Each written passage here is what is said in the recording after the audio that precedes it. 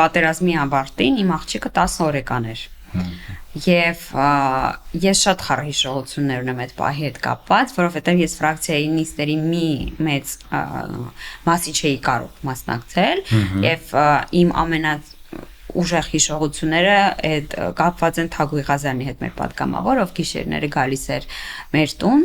պատմելու ինձ, որպեսզի ես տեղեկացվածվեմ, դեռ հեռախոսով չէինք ուզում խոսել, եւ ես հիշում եմ, որ աղջիկս գրկիս Թագուհին ինձ պատմում էր ու մենք ինձ երկուսով հուզվում էինք անընդհատ, որտեղ տարբեր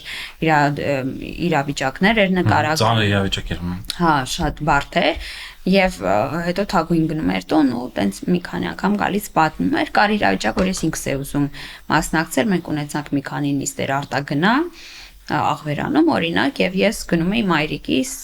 բալիկիս Համուսինը ստանում էր մեզ։ Եվ ես հիշում եմ, որ ես այնց բալիկիս հետ լինելու ընթացքում մասնակցում էի քաղաքական քննարկումների, եւ իրենք շատ խառը։ Ես պետք է ասեմ, որ ի տարբերություն երկրորդ բալիկիսով ծնվել է Վաշինգտոնյան հռչակագրի վարչապետի ուղերձի օրը, եւ ես կարողացել եմ վայելել խաղաղության միջավայրում իմ երկրորդ դստերս ամբողջությամբ, Ադրինեի հետ մի փոքր բարդ էր, որովհետեւ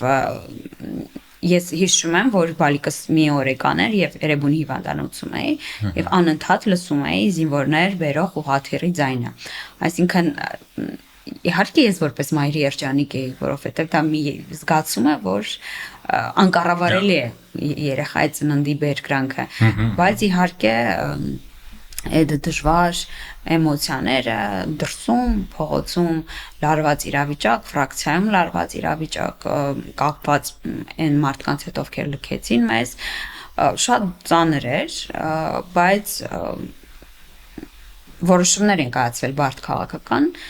որոնց համար ես վարչապետին շատ շնորհակալ եմ։